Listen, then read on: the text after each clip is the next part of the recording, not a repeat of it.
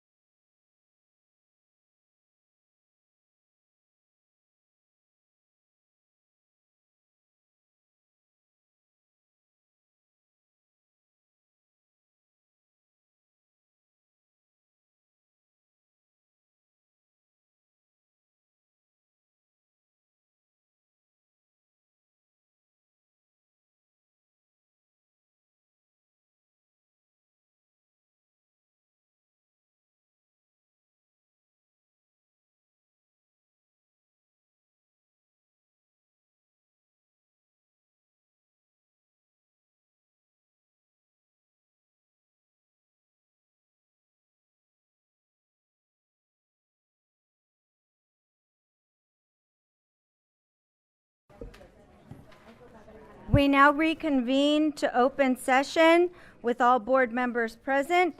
Please let the minutes reflect that Trustee Tamayo arrived at 4:18.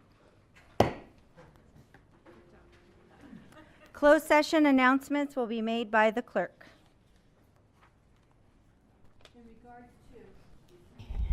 Regarding Government Code Section 54956.9 D1, conference with legal counsel, existing litigation in Office of Administrative Hearings, case number 2024101094, on motion by Member Tamayo, second by Member Dominguez Cervantes. The board approved the settlement agreement by the following vote.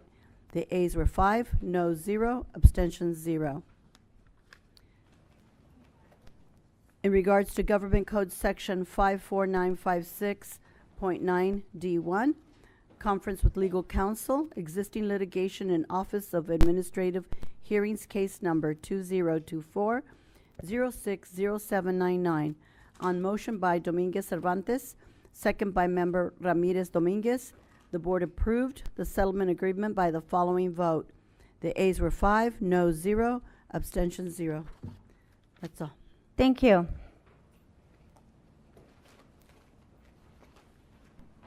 The open session of the regular meeting of the Chula Vista Elementary School District Board of Education is now in order. Welcome, everyone. All members are present.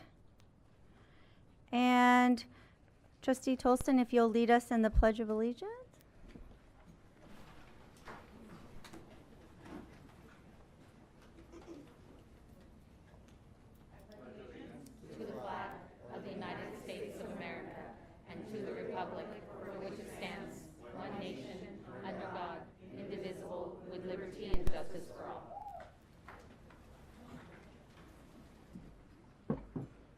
Thank you.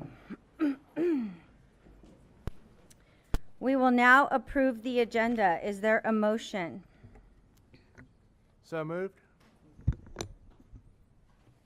Second. Moved by Vice President Tamayo, seconded by Clerk Dominguez Cervantes. All those in favor? Aye. Motion carries unanimously. Communication to the Board of Education. Chula Vista Classified Employees Organization, Ms. Angela Reed.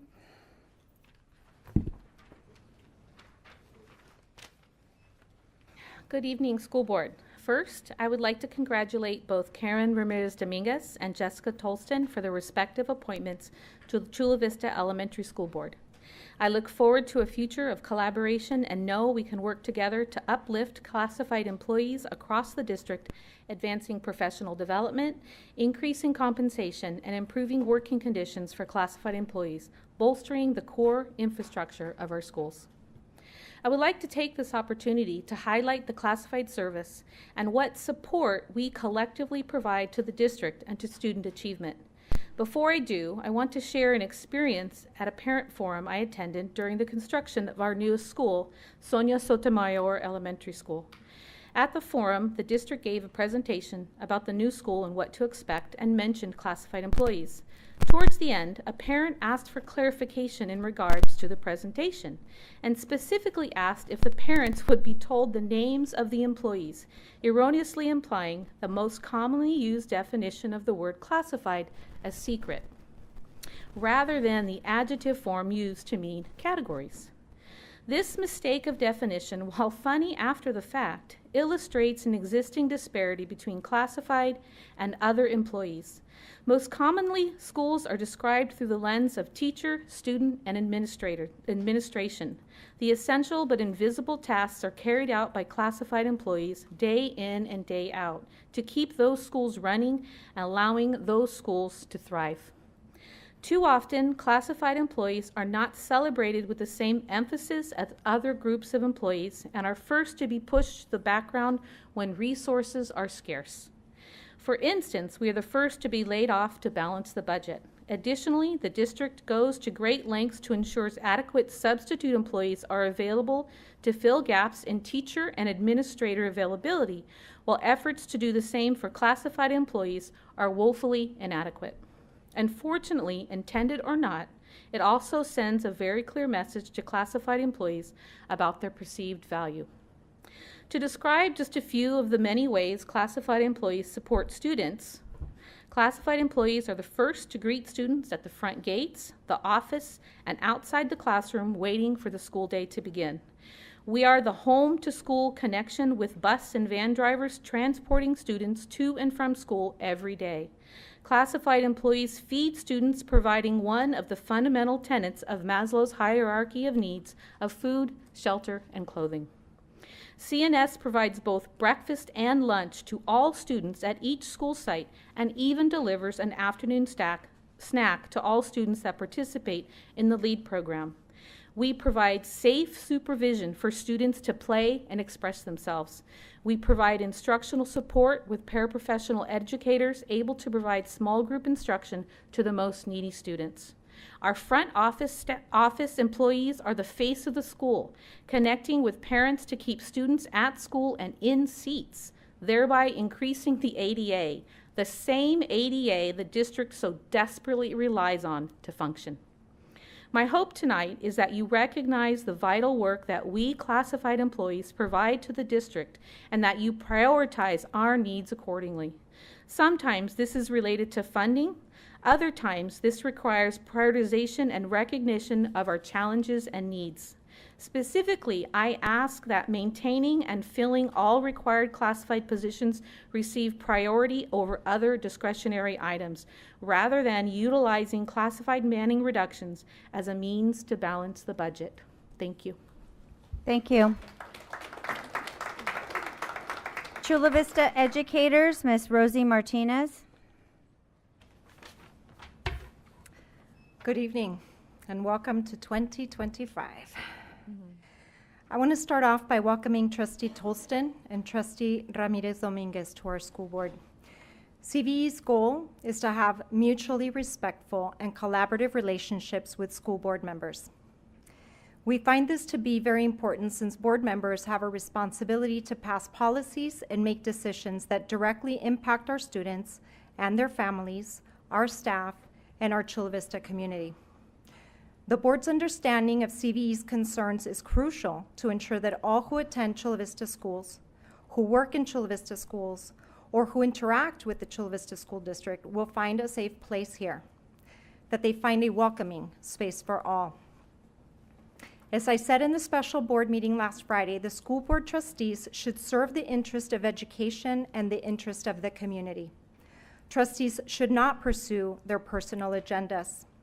On behalf of Chula Vista educators, I ask that as you take on this role, you keep in the forefront that the vision of this district includes a commitment to providing a successful, safe, challenging, and nurturing educational experience while promoting the joy and importance of learning for all students. Our shared values include that each child is an individual of great worth, that all children deserve equal access to quality education. We must seek, encourage, and respect each individual's contributions. We must value a multicultural perspective. In order for Chula Vista educators and all staff to create safe and welcoming environments for our students, the staff need to feel that the place of employment offers them a safe and welcoming environment as well. In the Chula Vista Board Policy Equity and Access section, it states that the district shall eradicate institutional bias and racism of any kind, including implicit or unintentional biases and prejudices that negatively impact students' academic achievement, social emotional well-being, and access to opportunities, and will eliminate disparities in educational outcomes for students from historically underserved and underrepresented populations. Board decisions shall not rely on biased or stereotypical assumptions about any particular group of students, parents, guardians, or staff. In this time of uncertainty, we need to say clearly, as a district, that we support all our students, regardless of their citizenship status, of their identity, of their ability, of their race, or of their gender. And once again, these values are not limited to the students that we serve, but to those who work in our district. I would like to remind you that the Constitution of the United States explicitly provides that the government, including public schools, cannot promote or endorse a specific religion. Public schools cannot require religious education or prayer, and that school officials must remain neutral and not encourage or discourage religious activities. I look forward to working with you in our advocacy for our students and staff. CVE continues to be committed to be proactive and problem solvers in the challenges that arise. We will continue to prioritize safety, social-emotional support, academic interventions, and our work around community schools. I wanted to congratulate Dr. Paula Patel and Maria Montgomery on their promotions. Dr. Patel has been instrumental in the work with our youngest students, and Ms. Montgomery an important addition to the instruction department. Their background and knowledge have already begun to play an important role in our work. I appreciate that the district continues to create opportunities to uplift the voice of staff in this plan around rigorous learning for all. I encourage everyone to participate in the upcoming teacher roundtables. We are happy to announce that we will be bargaining with the district next week and believe that we are very close to settling our contract. We hope to have a TA to bring to you next month, as well as the articles to sunshine for our next round of bargaining. We are never done. We're always finding ways to better memorialize language that create clear and mutual understandings of our work together. Wishing everyone a productive second half to this school year. Thank you. Thank you. Administrators Association, Chula Vista, Ms. Teresa Corona.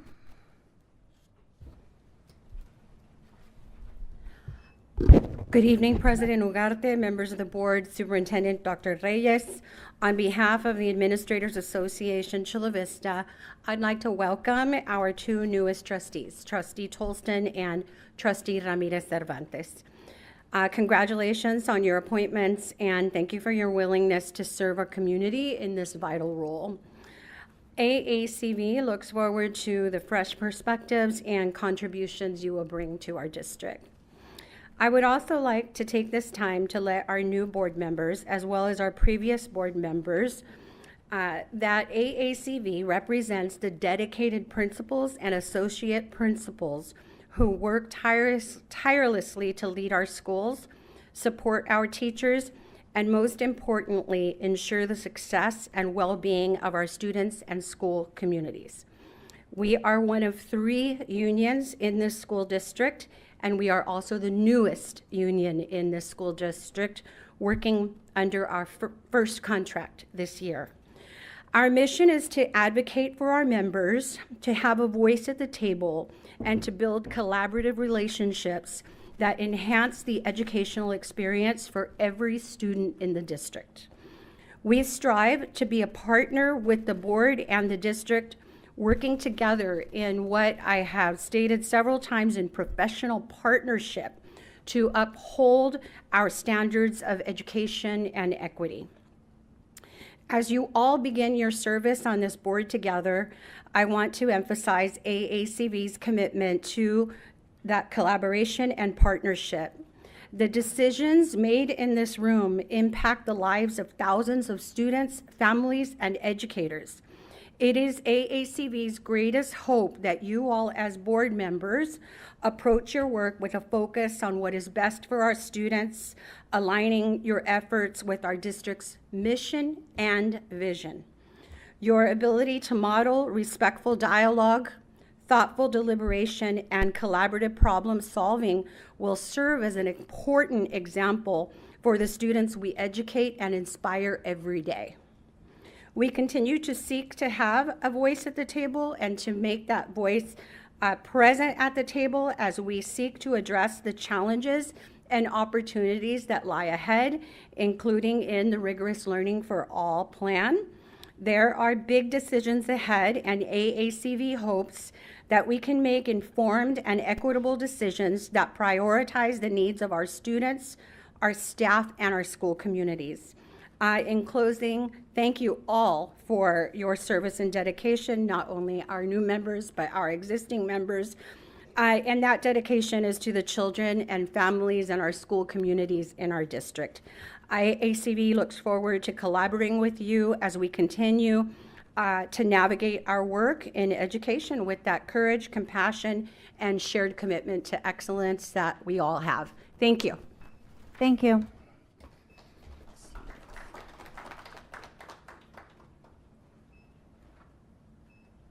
Oral communications.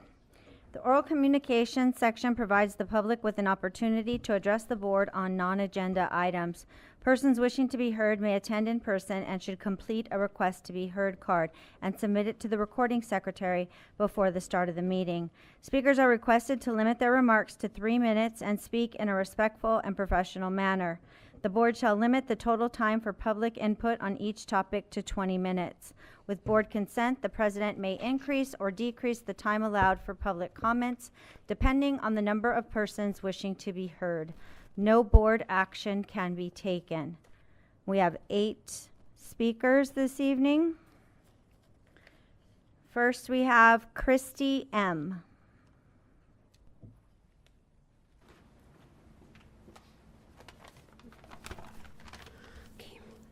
Good evening. As a parent at Rogers, I want to start by expressing my gratitude for appointing Principal Rodrigo as our interim principal. We're incredibly thankful for the thoughtful decision to bring in someone with such extensive experience. His leadership has already made such a profound difference, and both staff and parents have already felt the positive impact within just this week. As we look ahead to selecting a permanent principal, I respectfully ask that you consider someone who not only brings experience in elementary leadership, but also a demonstrated commitment to increasing parental engagement. We all know how crucial that partnership is.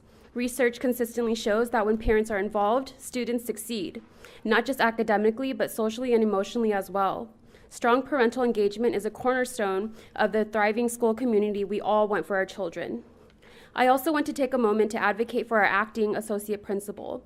Since day one, she has shown unwavering commitment to our children and staff, working tirelessly to ensure that everyone's needs are met. Her leadership has been invaluable, and I truly believe she is well deserving of the opportunity to step into this role permanently. Her deep understanding for our school community and her dedication to the success of our students and staff make her an ideal candidate for this important position. This decision regarding leadership is so important, and I sincerely hope that it is not rushed. Rogers is a special place, and we need a principal who understands our unique challenges and strengths. I believe it is essential to take the time to carefully select a principal who can guide us forward with empathy, vision, and the ability to connect with our staff, students, and families. Thank you for your time and for considering the future of our school with such care and dedication. Thank you. Thank you. Randy Lynn Herrera. Randy Lynn Herrera. Sorry, I'm not good at this. My name is Randy Herrera, and my son is a first grader at Rogers. It was really hard for me to see my son struggle and dislike going to school. Having both kindergarten classes combined not only affected our children, but also affected us as parents. And I hope that this will also be considered for the following school year. I'd like to thank the teachers, parents, for advocating for the children that are unable to do so for themselves, and the board for coming to our school and honestly coming and seeing that it was something that needed to happen, and splitting the classes. I can already see and feel a big difference in our school just since returning from break. I am truly looking forward to this new chapter at Rogers, and I hope we can continue a good track under leadership from someone who understands children. And like I said, thank you. I mean, if we don't speak up, nobody will. So thank you. That's it. Thank you. Rosemary Lowry.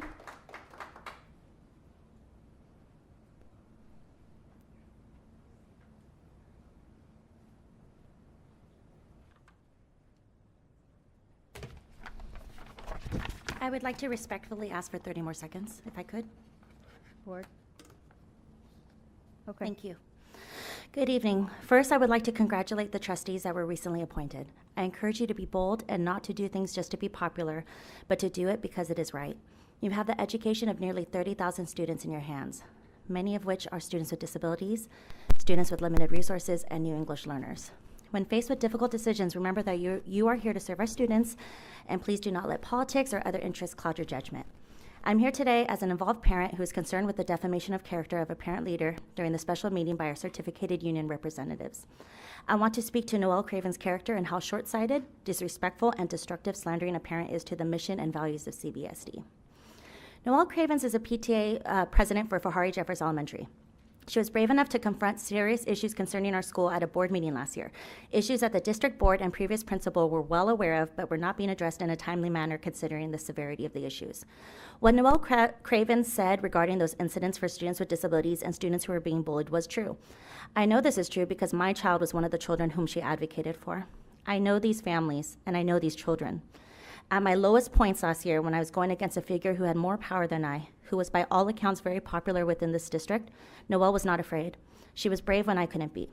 For this reason, I am troubled by the public comment and the precedent it sets for parents who speak up.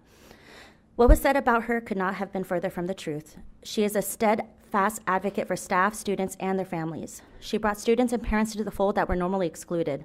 She champions teachers, inclusion efforts, and brought forth a PTA program that has given back over $12,000 in supplies and supplemental programs to our teachers and their students. Fahari Jeffers is a very special community with many amazing teachers, a wonderful staff, and wonderful principal. It is disheartening that the progress that we have all worked towards can be derailed by a small group of individuals who won't let us heal from last year's events. Advocacy should not be discouraged. It should be celebrated. What are these actions saying to our students?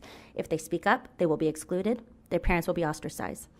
Please look to your mission. Don't just speak your values, live them. Make sure that your actions align with your words. And for any future parents speaking out, please ensure that this will continue to be a safe space to speak to our representatives. That when we speak up, we'll be allowed to continue volunteering and feel a part of our community. That our children will not bear the burden for doing what's right and telling the truth. Last, I would like to state that advocacy for students does not mean that you do not support teachers.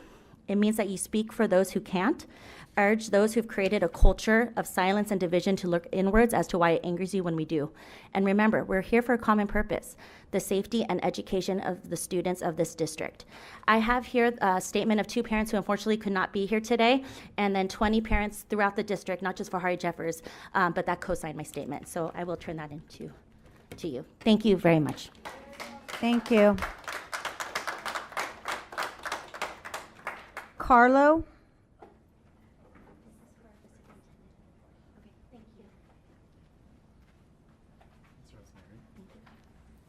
Hi, I'm here also on behalf of Noelle Cravens. I wasn't here last week to speak to her character, but I did listen to what was said about her, and I just want to say that it was disheartening to hear, but also I just wanted to say that from my experience, she's definitely somebody who has been there for the students, for the teachers, and for the principal, and just making sure that all of us are collaborating and really trying to understand where each other are coming from.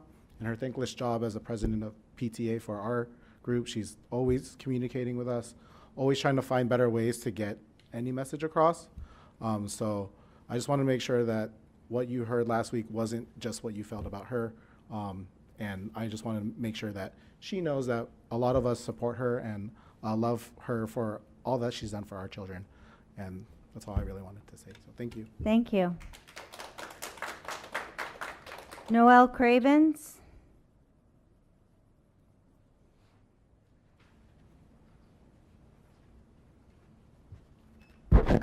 Good evening. First, I'd like to congratulate Ms. Karen Ramirez Dominguez and Ms. Jessica Tolston. I'm excited that you are both parents of children that are currently enrolled in the school district. I'm looking forward to working with both of you to advocate for our students and educators. This mission statement on the Chula Vista Educators website says, Chula Vista Educators is dedicated to empower members, improve working and learning conditions for students and educators, and advocate for equity and justice. Yet, they allowed and continue to allow a teacher, or possibly a group of teachers, from Fahari Jeffers Elementary School to intimidate and retaliate towards me because I spoke up last year at a board meeting regarding students being bullied and not being addressed in accordance with the school district's policy. students in special education class getting physically hurt, coming home with bruises, and having behavior issues that are only seen at school, and students being left alone in classrooms sleeping alone, you heard me right, while the rest of the class are in the playground or having lunch. I want to emphasize that when I spoke, these issues have been happening and the parents have tried to collaborate with the school. I did not mention any names, nor did I accuse any staff of negligence. I also would like to mention that none of the 17 students that were in the special day class that were at Fahari Jeffers last school year returned this year. It is a shame that the board allowed this. It is a shame because you all knew what I said was true. It is a shame Chula Vista educators are supporting a teacher or teachers that obviously goes against your mission statement. Please, next time, before you decide to slander a parent advocating for students in public, Please address the dais. please do your due diligence. Make sure you are not supporting a teacher or teachers who create a hostile environment for students and school staff. Intimidating and retaliating against anyone that advocates for students should never be supported and encouraged. Trying to silence a parent who advocates for students should never be supported or encouraged. We will not stay quiet. Thank you. Thank you.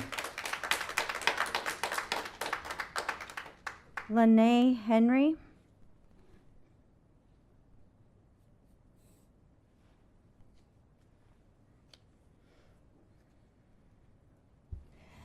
Good evening, esteemed members of the board, and thank you for the opportunity to address you today. I'm here not to speak on behalf of myself, but to stand in support of a fellow parent whose character has been unjustly maligned at the special board meeting. It has come to my attention that false and damaging statements have been made about this parent, and I feel compelled to speak out in their defense.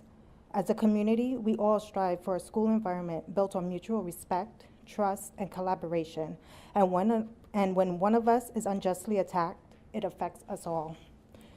The accusations made against Noelle Cravens are not only baseless, but they also misrepresent her intentions, actions, and commitment to our children's education. I've had the privilege of working alongside Ms. Cravens, and I can say without hesitation that she is dedicated, responsible, and have always engaged with the school in a constructive and respectful manner. Her focus has always been on what is best for the children and the entire school community. Unfortunately, false accusations, when left unaddressed, can cause lasting harm. These unfounded claims not only damage an individual's reputation, but also erode the trust that is so essential in any school environment. I am confident that this board understands the importance of fostering a community where parents feel safe to be involved, speak up for their children and the community, and be able to collaborate with educators. Allowing false accusations to go unchecked can have a chilling effect on parental involvement, and that ultimately harms our children. Having the union rep speak gives the false notion that all the teachers feel this way, and that is not true. Those statements were false, petty, and cowardly, and frankly reek of intimidation and retaliation. I guess no good deed goes unpunished. I ask that the board take a moment to reflect on the facts and the impact of these unfounded allegations. This parent has been a committed and caring advocate for children and deserves to have their good name restored. I strongly urge the board to support them in this effort by addressing these defamatory claims and ensuring that such situations are handled with the seriousness they deserve. In closing, I would like to reiterate that this is not just about defending one individual. It's about protecting the integrity of our entire school community. We must stand together against falsehoods, ensuring that our interactions are based on respect, transparency, and truth. Thank you for your attention and your commitment to maintaining a healthy, supportive environment for both our children and their families. Thank you. Iris Marcela Alcane. I can't read the end. I'm sorry, I can't see the end.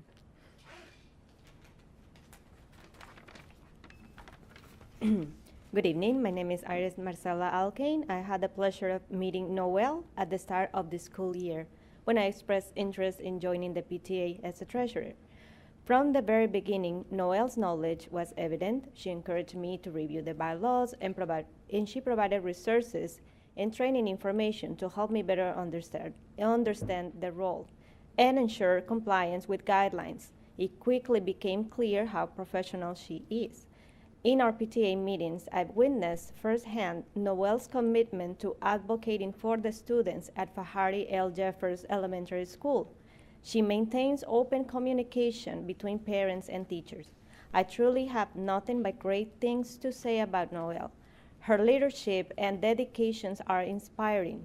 I am grateful to her for donating her time and energy to make a positive impact in our community. Thank you. Thank you. Tracy Talamantes.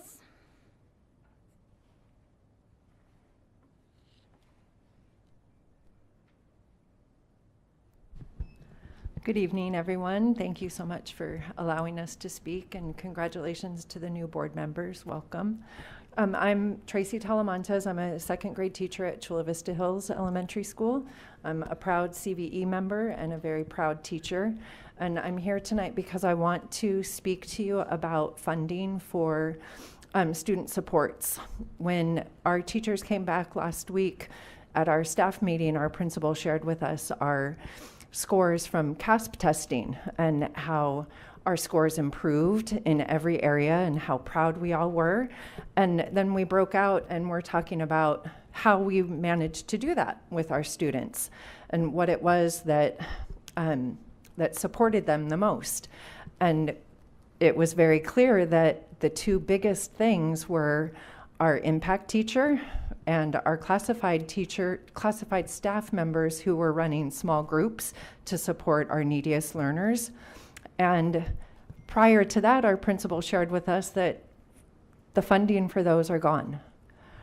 And I wanted to urge all of you to please look at the budget and please find ways to bring those supports back. Our students need them. As teachers, we need them. I am one person trying to meet the needs of 25 students who have very varied needs. And I cannot meet all of their needs as one individual. I need that support for my students, and my students desperately need that support. Please find a way to make those impact positions ready again for our students and provide those supports, the academic supports for our neediest lower grade learners as well. Please, I beg. Our kids need it. Thank you. Thank you.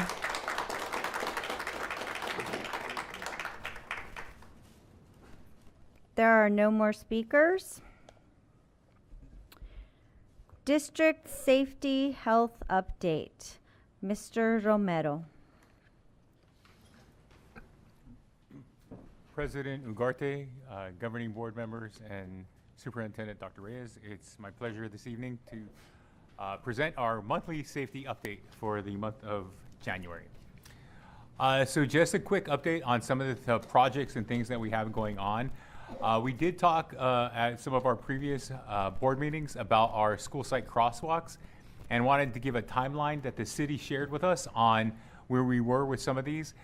The city doesn't have a final timeline that they can guarantee us, but they have shared that all projects have been approved and will take from 6 to 24 months to complete. So we have the project at Vallalindo, which is updating the advanced warning school signage to current California MUTCD requirements, installing pedestrian crossing signage, installing thermoplastic laddered crosswalk per City of Chula Vista standards. At Casillas, we have provided time restriction parking sign along the J Street and school frontage, considered the loading zone. At Rogers, we're going to schedule a traffic collection data from pedestrian vehicles to evaluate for a mid-block crossing along East Naples Street. At Hillcrest, provide time restriction parking signs along the street school frontage, the loading zone. Currently, there's no parking blocking signs there. And at Sotomayor, the city will install a 4-way crosswalk adjacent to the school. COVID protocol. A long time since we've talked about COVID protocols, but beginning February 3rd, the California Department of Public Health no longer requires us to notify our staff with COVID-19 letters. So long gone are the notification days of COVID. Training. So our staff is regularly involved in training, and I'll go over our safety staff in just a moment. But we've completed trainings at Wolf Canyon. We did a threat assessment there. Heritage, we did EJIX training at Marshall, an incident management training at Roar, incident management and an EJIX training. And then we had 3 radio communication drills at our district. Camera projects, all of our schools that are still pending camera installation have been evaluated, and our vendor has made recommendations for where those cameras will be located. Every school site will get a minimum of 4 to 6 cameras, depending on school sites and configuration of the schools. And equipment has already been ordered. So we do have, as mentioned before, a generous timeline of June 30th to be completed with the project. We're hoping to overperform and get those installed before then, but we just want to, so we're making sure that we all know the goal will have them be ready for 25-26, but we are installing and starting that ASAP. You will notice if you go to our school sites within the next week or two, every school site is getting these signs that will be placed at point of entry for our school site. Remember, we've talked about schools being open bell to bell, closed bell to bell, excuse me. Open before the start of school, open after school day ends, but from bell to bell, the only access should be for staff, students, and authorized volunteers that are permitted on campus during those times. So these signs will be located on our doors and access points to our school sites. So they're 11 by 17, so they're good-sized signs that should bring attention to our safest commodity, our students. So just a real quick update, a revisitation of who our safety team is. So our safety team at the school district is managed by Ahmed Wiggins, who is our security programs and safety operations manager. Ahmed has served 24 years in the United States Navy, retiring as a senior chief petty officer, has extensive experience in the world of safety, including leading the safest school college in our county at UCSD. He was the safety officer there, then realized he wanted to serve where his granddaughter would be going to school, and decided to join Chula Vista Elementary School District. So we're excited to have Ahmed. But he is trained with all the safety, anti-terrorism, arms, masked intruder, stop the bleed, lots of experience with safety. Darren Newborn, who is our school site security coordinator. He is 13 years in the United States Army in security as a security forces officer. He joined our team, and he is really boots on the ground when it comes to all of our school sites. The first time that there's any indication of need, Darren will be at the school sites providing those safety services. Myself and Jenny oversee the program, but we also have 4 of our site custodial managers that represent a different quadrant, and then 4.5 funded, district-funded community service resource officers that also make up our safety team. Any questions? Okay, there are no speakers on this item. Starting, any questions or comments from the board? I do. And it's okay. We know it's our first time. This happens every month, but don't feel like you need to say anything because some of us may have things to say. Thank you, Mr. Romero. We really appreciate these updates. They help identify what's happening out there, and otherwise we're in a daze. But the school crosswalks, you're speaking about a Hailcrest parking sign being out in front of the school, right? Yes. That would be the sidewalk in front of the school? The sidewalks, they're gonna make that a no parking zone, no parking sign. So where we have that access point, there's 2 types of signage that happens. We have signage that limits, like during this time, there's no parking, and then there's like the red zone, which will be never parking. Mm-hmm. So these will be a no parking time frame. At all, a time frame? Time frame, Okay, yeah. so after school, they'll be able to pick up their kids there Yes. without fear of getting ticketed? Yes. Right, okay. Yeah. All right, and so that still is a problem. I know I saw in the board update, Dr. Reyes, that you met with the city manager to address some of the things. Maybe you can tell us what came of that when it came to that school. Yeah, so I had a conversation with the city manager. I did address our concerns and some of the parent and community member concerns that they've brought to the board. And she did say that she was going to be meeting with the traffic inspector, I believe it's a division. Yeah. So that's how this came about. Once it goes to that division, then it's up to that inspector and the audits that they do to determine what can be done. One was done before, because I attend the city council meetings as well, and one of the issues was, well, it was already done. Well, when they did the traffic study, they did it on a weekend, after school hours, stuff like that. Well, that's not when the problems are happening necessarily. I know that I drove, over there, one of these meetings, and I sent Dr. Reyes a picture. Parents are making U-turns in the middle of the street with cars on both sides, and it was kids running across the street. So I feel that somehow we need to have a say-so as to when they're doing those studies, because it makes no sense to do it when there's the dangers for our students are during those school hours before and after school. I have meetings with the city manager from time to time, so I will bring this along again. Thank you. My other question for Heritage, I know we had that incident when someone accessed our school there, and thank God the first day substitute handled it so well. Was all the questions, I know you were going to have some like after school forums to address the parents' issues? Yes, so I believe, and I don't have Ahmed here, but I think we had at least 4 town halls. Actually, I saw the principal in here. I don't know if he's still here. But we had 4 town hall meetings. The last one came after the board had suggested that, and we spent a good hour and a half answering the questions, and we had super positive feedback. Okay. Darren was there after that incident for like the next couple weeks, and parent is no longer, and child is no longer at school. But yeah, all the questions were resolved, and we had a ton of positive feedback from the community. Just want to make sure we had some closure and still kept the pulse on there.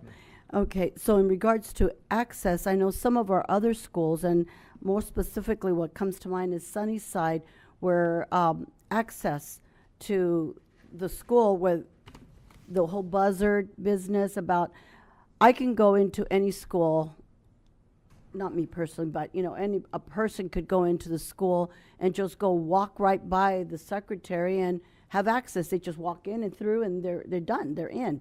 So I know you were looking into some variable of that to control access of those people that are still coming through. Although the gates are up, the doors are open to the office and then right out again. Yes. So we worked with Mark Pong and our listening tours and did site visitations, and our operations team on this.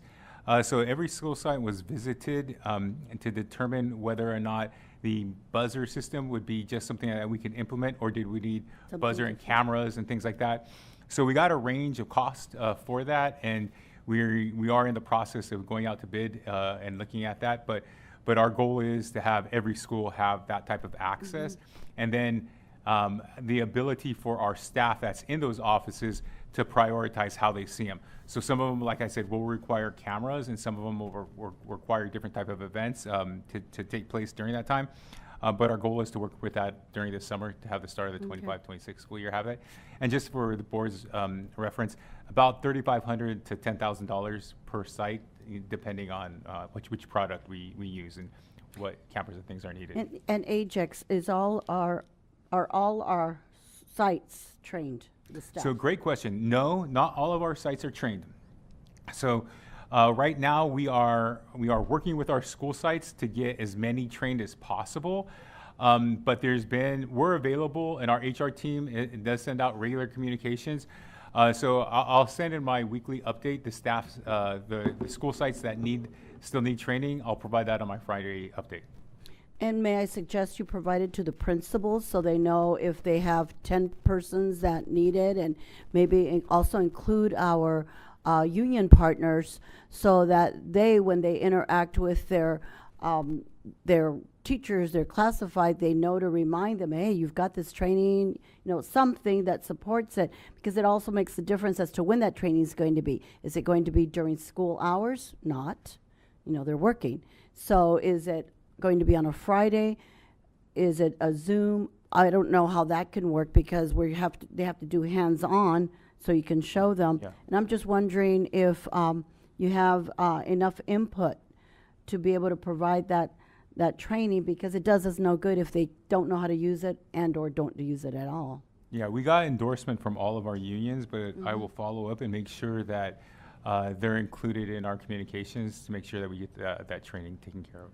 Thank you. Can I jump a little bit? So what is the current model right now for the training? Do we leave it up to the staff to watch the training?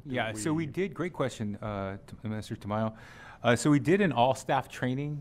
So our staff is trained on it. But this is kind of like to training 2.0, where we actually go to our school sites and provide an active training. So we do an incident training where we actually would push the buzzer and everyone would get notification. So we do that. That's the 2.0 training that we're talking about and doing those. So we actually got approval for EJICS kind of mid-year. So we haven't had like the beginning of the school, which would probably have been the best time to do it. So right now we're prioritizing working with our school sites and having the principal let us know when they'd like to provide that training, but we're available till whenever. So I don't want to give you guys a false number of how many we've trained. I know it's been a majority of our school sites that have been trained, but I'll be able on my Friday update to provide you the ones that still need to be training. If we're leaving it up to the school site to decide when, is there a deadline that we're giving them to have that training completed? For example, can a school decide that we don't want the training until June? Yeah. So as I said, everybody's been trained. This is kind of the level 2 training. Right. We haven't given a deadline, but I'll talk to Ahmed, and I think that's a good idea. Maybe we can prioritize having maybe by the end of the school year, everybody trained. But I'll reach out. We have a safety committee meeting that meets monthly, and I'll talk to my safety committee members about, giving, what they think about a deadline and what that deadline should be. And then we'll make that recommendation to Ahmed and his team. All right, thank you. I have a question. Are we training the subs? So great, and that is actually not yet, but that is part of our next step. One of the things with our subs, because it needs to be on your cell phone, and it's actually a site-by-site recognition. Anytime a sub would need to go to, like, say you were at Arroyo Vista, then you went to Liberty, you would need to re-register every time you do that, and it'd be kind of complicated. So what we're looking at doing is getting 10 like iPads or notebook tablets at every school site, putting the program on those tablets, and then when a substitute comes in, they'll check out a tablet and then go over it. So we haven't completed our first year of this program yet. We're still in the, like, I don't want to say pilot stage, but still first year stage. So that is something that we're talking about doing right now, and working with how do we roll that out. But the goal would definitely be to have every sub have an access to a tablet so they can, and training to use it. Thank you. Welcome. I also have a question. Yes. Will it be recurring? Will it be recurring training once you implement it? Yeah, we don't stop any of our trainings. We have a team, and we're actually excited about that because our training that we did last time, we actually had CVPD, San Diego Sheriff, and San Diego PD out with us doing these trainings. And so we want to have, as they have revolving people that come in and out, we want to make sure that they're actively involved in these trainings. And so one of the things that I do want to share, we do have some highlights of the program, and some instances where it actually has responded is it bypasses like a phone, and it goes right to what we call rapid SOS. So anytime we hit that alert button, like the dispatch gets notification instantly. So the goal would be to continually having these trainings. And we do have them on the books as regular trainings that we do. We just had a couple district-wide trainings a couple weeks ago where we get notification also. So those are ongoing trainings, and they'll be very similar to like earthquake drills or fire drills. So yeah, it's going to be annually. We'll have updates. Oh, thank you. Of course. Trustee, are you? Okay. Anything else? Okay. Thank you, Mr. Romero. Thank you. And thank you to the safety team, to Darren and Ahmed. Good job.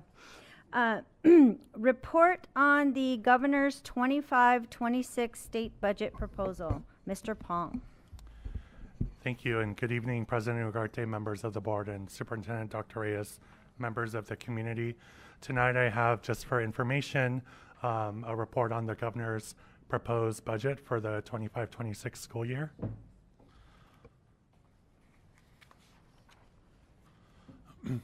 So the governor released his budget on January 10th, and actually earlier today, myself, some of the union leadership and some of the district staff went to the governor's budget workshop in Anaheim.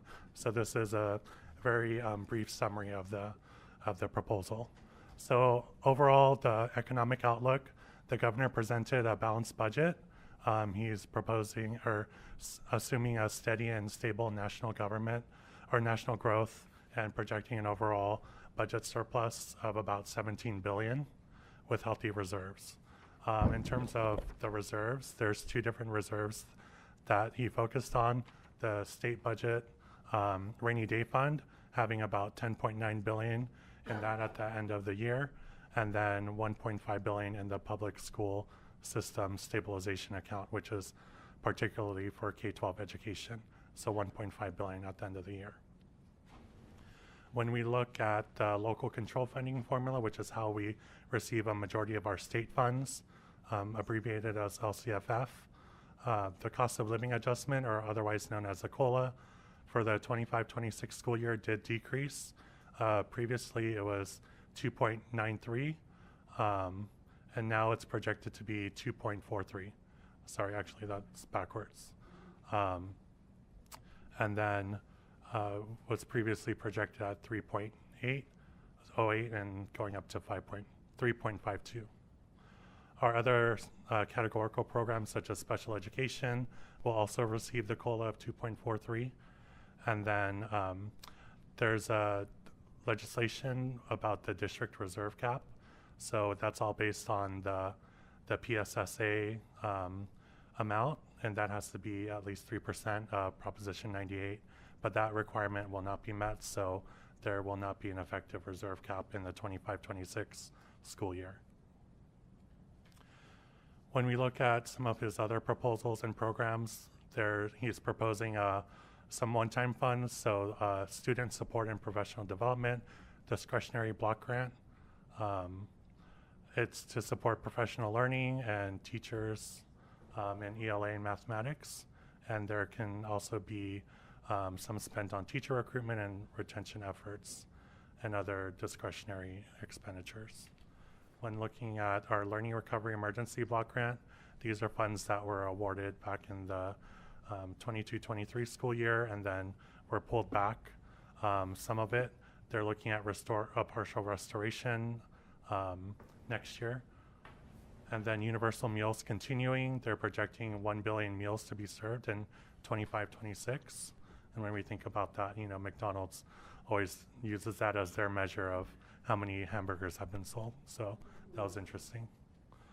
In terms of transitional kindergarten, moving forward, the date 4 years old by September 1st, inclusive of September 1st, the class size ratio going down from 12:1 to 10:1, additional funds for the ratio requirement, and the state will also be working on a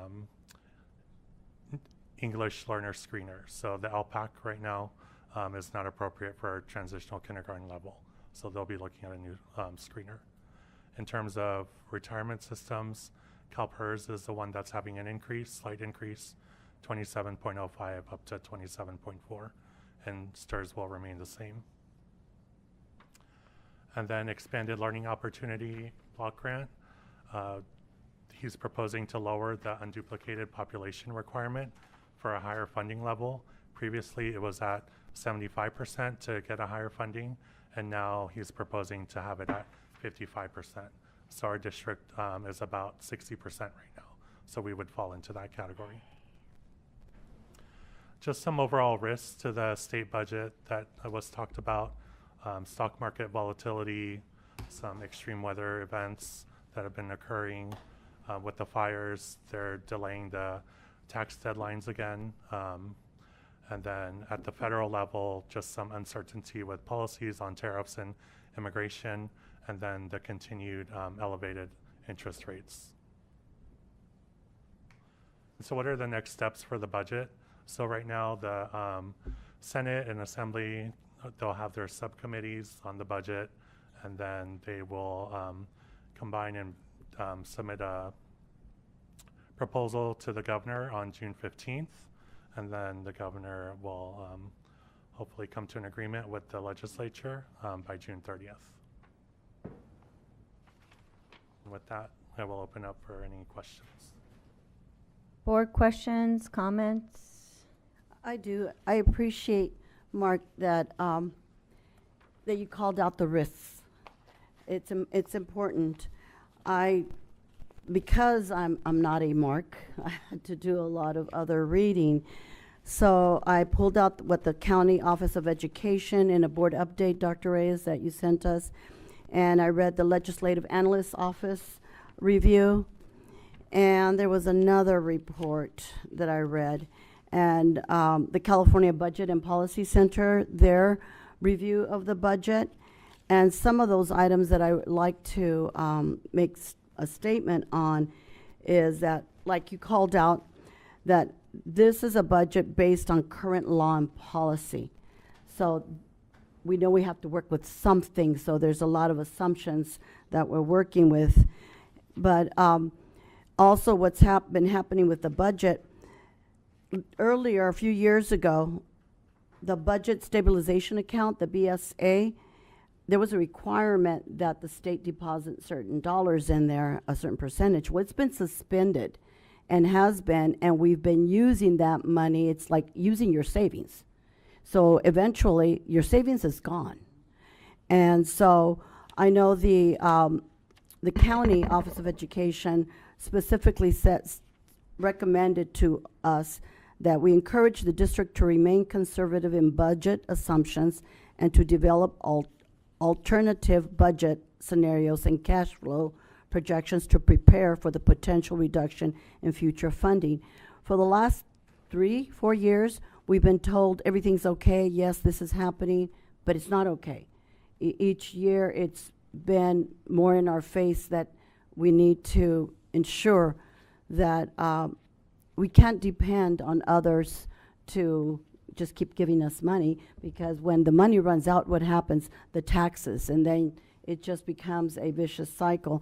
So I did want to call that out, that one of the other comments that the LAO said was that while these year-out estimates are highly uncertain, this is an indication that the legislator might need to address deficits in the future. For example, by reducing spending or increasing taxes. In our view, this year's budget does not have capacity for new commitments, particularly ones that are ongoing. And I just wanted us to continue to remain cautious and be conservative. And I appreciate you calling out the risks, because that tells me that you are going to keep us in the black. Thank you. Vice President Tamayo, any comments?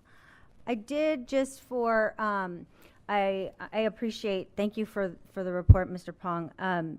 I, especially the end there with the risk to the budget, as my colleague was saying. Could you just give us a brief synopsis the last time we delayed taxes and how that had impacts on school budgets, right? Did it come in higher than expected? Did it come in lower?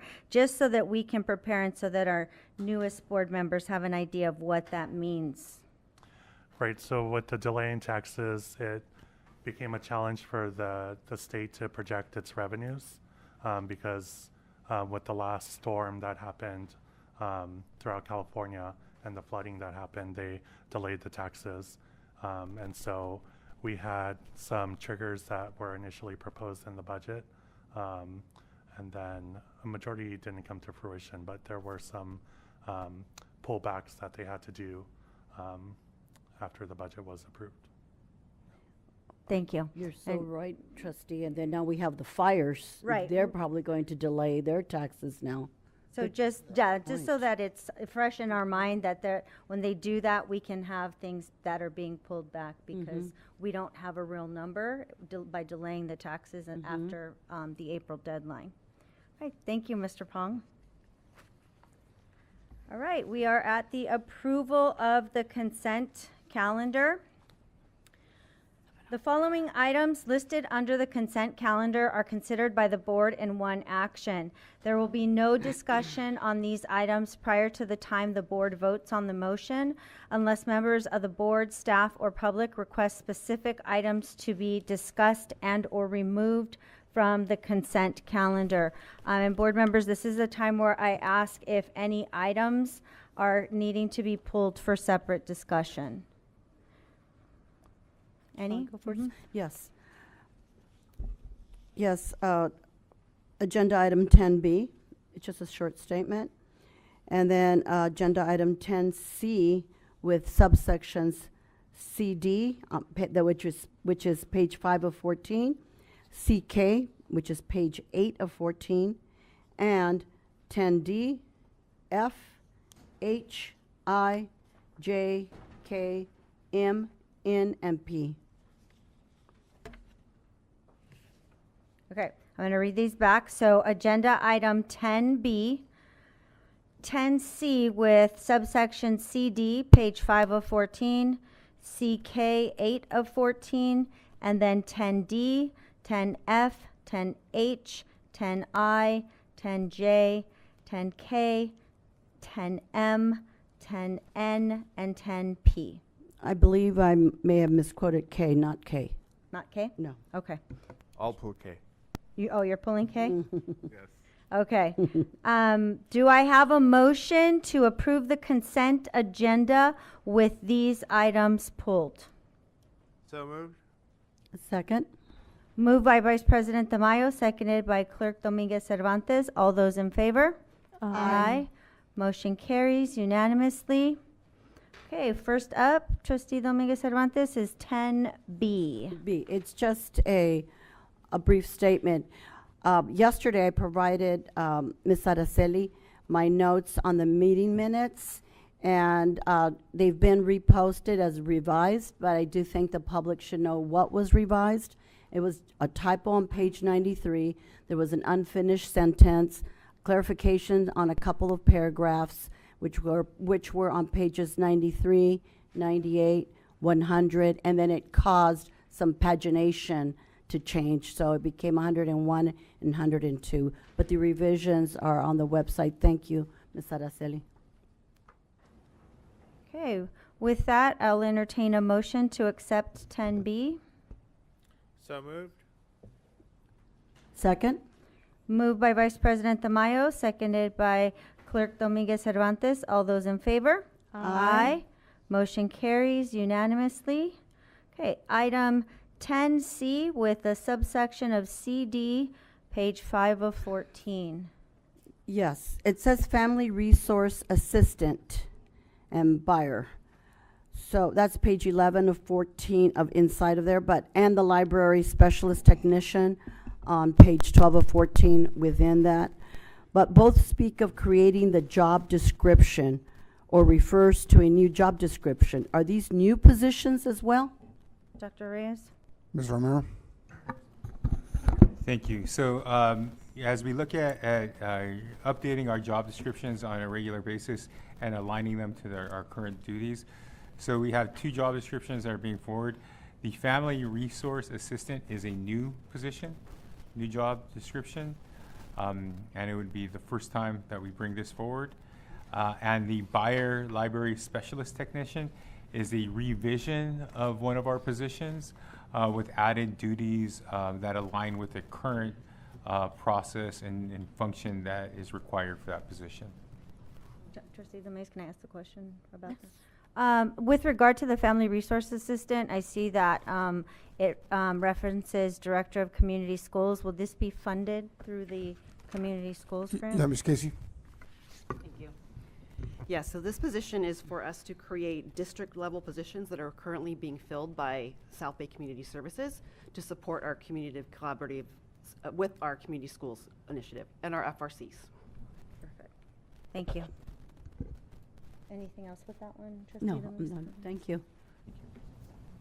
Okay, and then 10CK, and just so that our new board members can understand, we don't approve 10C until we go through the subset, the entire subset. So page 8 of 14, Trustee Dominguez Cervantes? Yes, I imagine it's meaning cabana.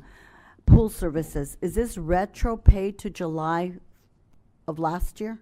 Dr. Reyes? Mr. Pong? Yes, it is. We were having some issues because they were having a change in business, or someone bought them out, so there was a change in the business. So we finally got that cleared. They used to be Pool Logic, so now we will be going back to pay them under Cabana. Did that have to do with a concern we had with something with the pool there at Rogers?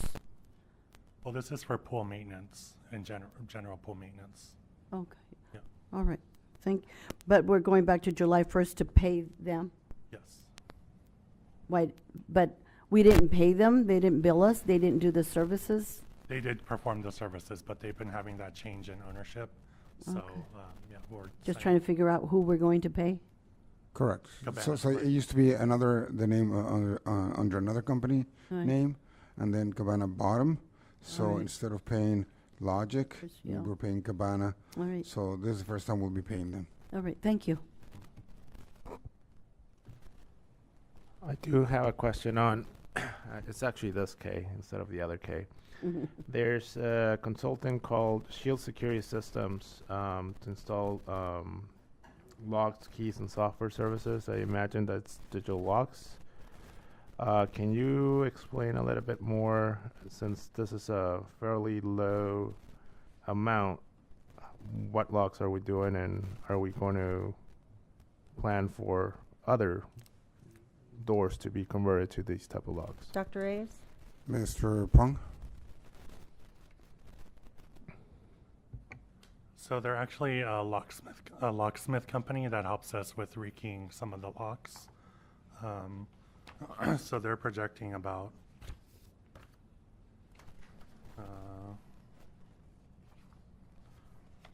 it's for annual services for them. Okay. So it's not that we're replacing actual keys with fobs, right?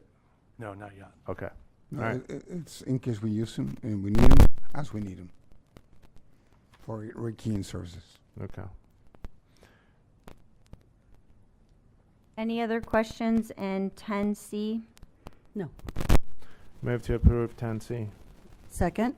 Moved by Vice President Tamayo, seconded by Clerk Dominguez Cervantes. All those in favor of 10C? Aye. Aye. Aye. Motion carries unanimously. Item 10D. Yes. Approve revised salary schedule for classified substitutes effective January 1st, 2025. And we have one speaker on this. Miss Angela Reed. Thank you. Thank you. I just want to point out that when we're looking at this revised substitute salary schedule, we have some historically male-dominated roles that are being raised above minimum wage consistently. The last couple schedules, they have been higher. And some of these have not even been requested by the management or the managers that oversee them.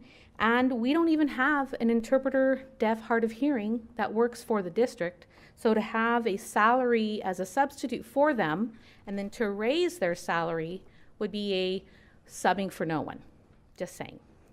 When you look at general maintenance, that new salary is a custodian 22, step 1. When you look at the computer support tech, that is the technology equipment tech. That's a 31, step 1.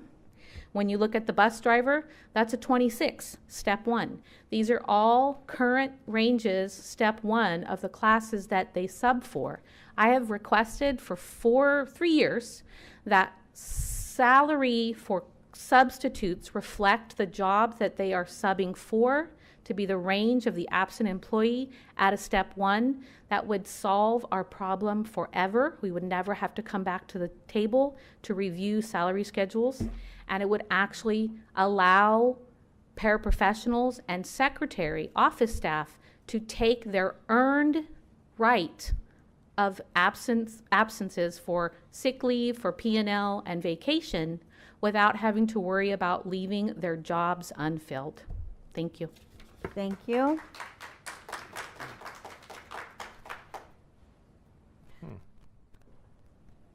My turn. Yep. So, I agree. The increases to some of the classifications appear valid. They're good for doing that.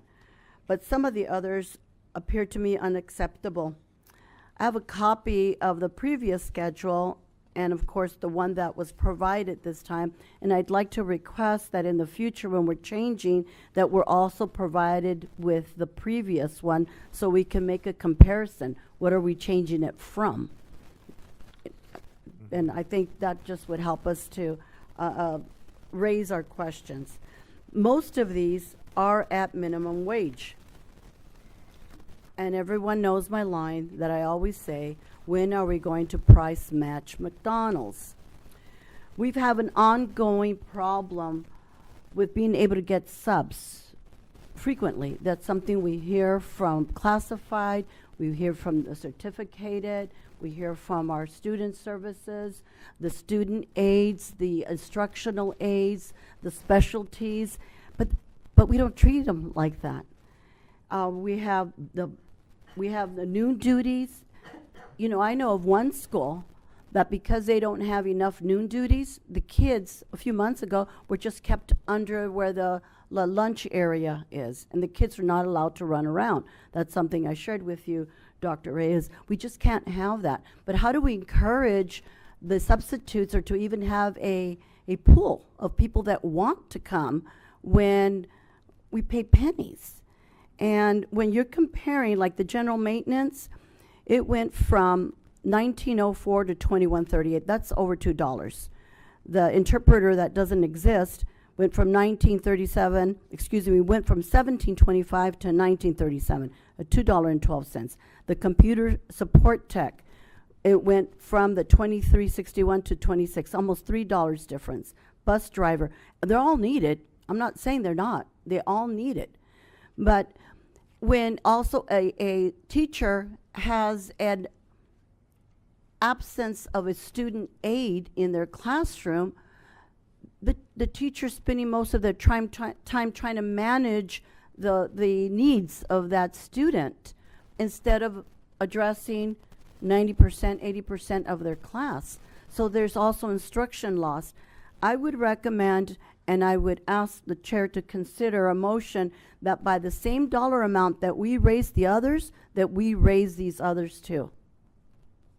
And I appreciate the recommendation. What's going through my mind right now is costing all of this out, right? When we have pay increases, and my guess is, and Dr. Reyes, you can direct this to the appropriate person, is that this is as a result of making sure we're matching right now the minimum wage. As we're looking at the budget and we're looking at things that we are going to have to possibly cut in the future, I would want a cost out of raising all of those, because we may, as Ms. Reed pointed out, raising the rate on the interpreter for a job that doesn't exist really isn't going to have a fiscal impact. But if we have, let's say, I don't know, a number of, I'd say 100 clerks, I'm just putting a number out there, and we raise them all $2, and then they use those substitutes, which she made a valid point with that. We need to cost that out before we make that motion. So I understand the costing out, because we just shared with Mark about being conservative about some of our directions, but the student, there's some things that are not negotiable. They shouldn't be negotiable or on the table when it comes to providing that student the support. I'm going to caution you, Trustee Dominguez, because when you're saying it's not negotiable, and that's another thing that I'm sitting here going through my mind, I don't want us bargaining, and they're not part of the bargaining unit. But before we make a motion, in order to be fiscally responsible, and I'll ask for this So- at the appropriate time, is that cost out?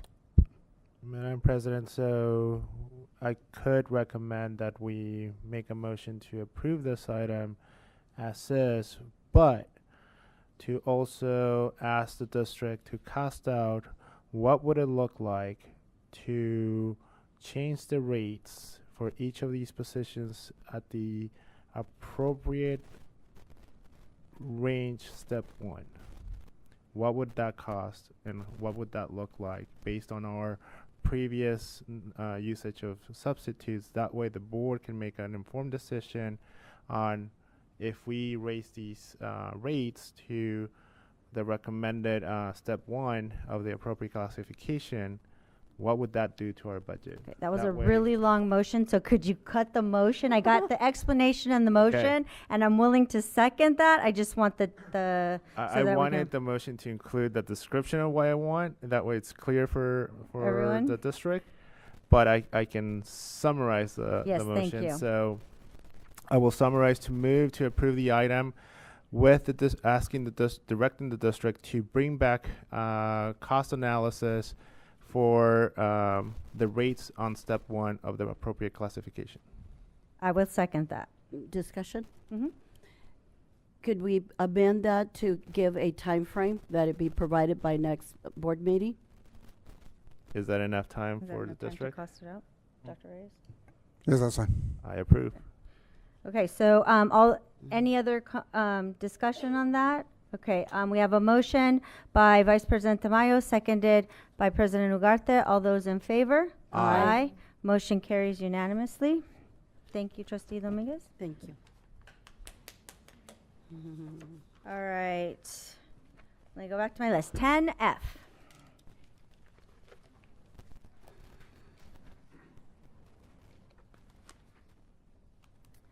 So ratify student accountability report cards for the 2023-2024.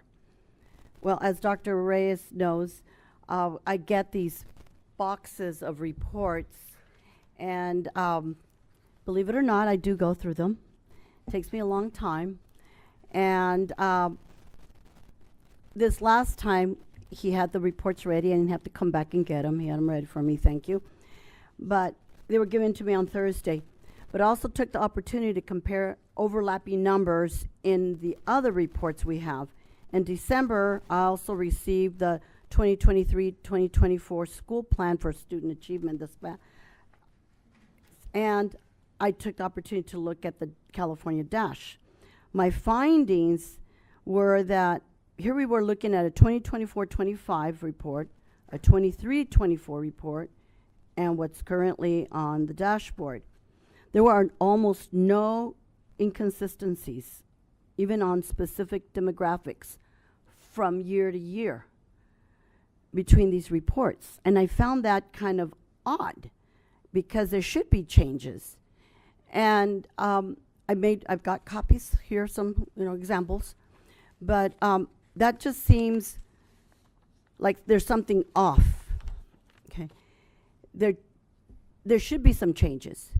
So then what I did, and I'll speak to it more in agenda item number 12, that when there were some differences, it didn't reflect a change on another category when it should have. Everything else still froze.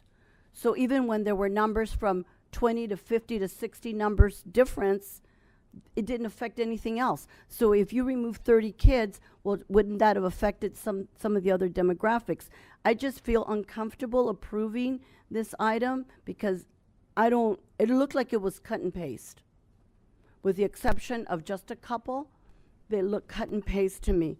So even if we assume there should not be a difference in some of the stagnant numbers, with some of the other there was 4 that I noticed minor changes that didn't change anything else, even when there was significant numbers changed. So I just wanted to let you know my reasoning behind it, that I will not be approving this item. And I just have a question for Dr. Reyes. The generation of the SARCs, where does that originate? Ms. Morales? So many sections of our school accountability report card are generated from data that we submit to the state through CDE. And then that is pre-populated into our SARCs through our document tracking system for our principals to review, for our director of communications to review, as well as Mrs. Perez to review. So a lot of those data pieces are generated for us based on reports that are given to the state.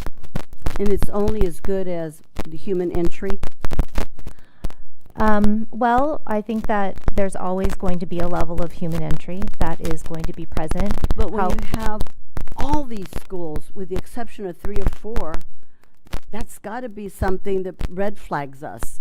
I even looked at the LCAP, okay?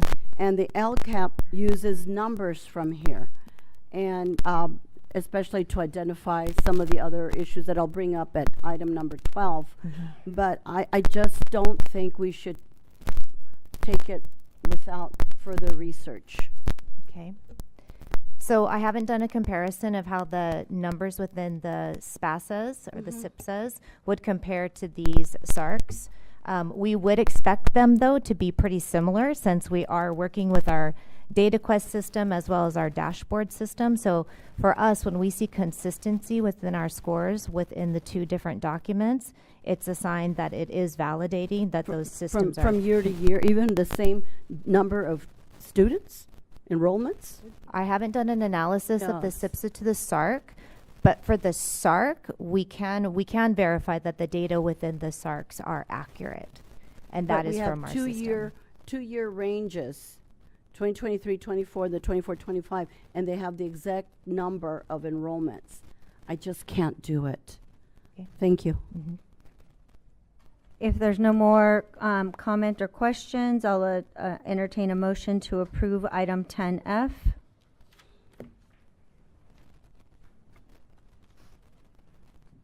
I'll move to approve item 10F with the request that the district makes an analysis of the statements that Trustee Dominguez made.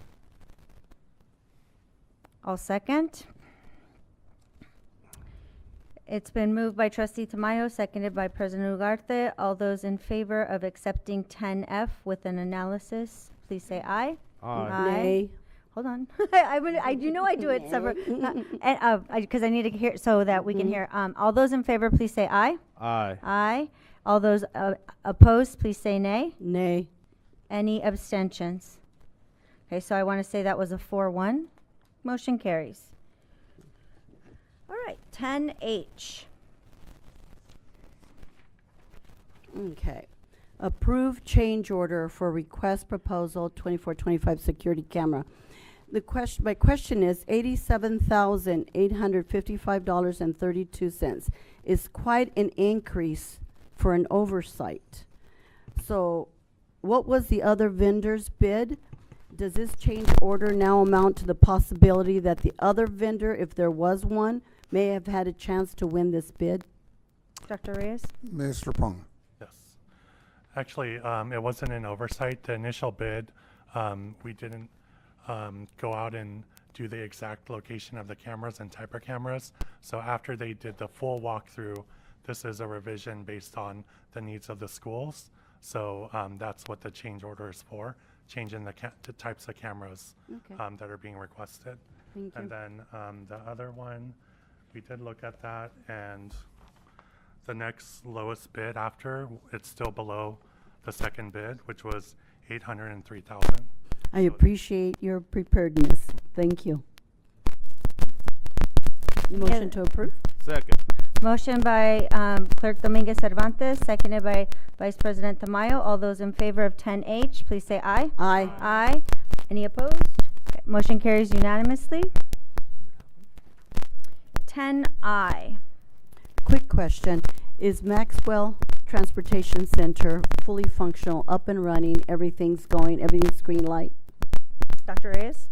Mr. Pong, can you share where we are in regards to the office space and also the actual shop? The office space itself is complete. We're going out to, we met with the local MTS, and they also had a new transportation center, and we kind of got some insight from them on how, some recommendations on how they keep the longevity of their facilities. And so one of the things that they had suggested that we looked into and agree with is adding an epoxy seal on to the where the buses will be worked on. So that's the last step. So we're currently in the process of preparing the bid documents to go out to bid for that. So we foresee when this project will be completed? Few months? Yeah, a couple more months. Okay. All right, thank you. Motion to approve. But that will be completed by a different contractor, Okay. not Conan. So we'll see another contractor. Mhm. Motion, okay. Motion to approve? Second. Motion by Clerk Dominguez Cervantes, seconded by Vice President Tamayo. All those in favor? Aye. Motion carries unanimously. Item 10J. Yes. Approve award of bid package number 1 for Tiffany HVAC and Roofing renovation project. I appreciate the additional background information, but I'd like to know when the projected finish time is. And also, there's notice there that bids were posted in the Star News. To be honest, I don't know anybody who gets that anymore, so I don't know how that's general circulation. And then I went online to look at the October 18 and October 25th dates that are stating that it was, posted. You should take a look at that. It looks like a bunch of algorithms, a bunch of letters. I had to stop. You can't even find it.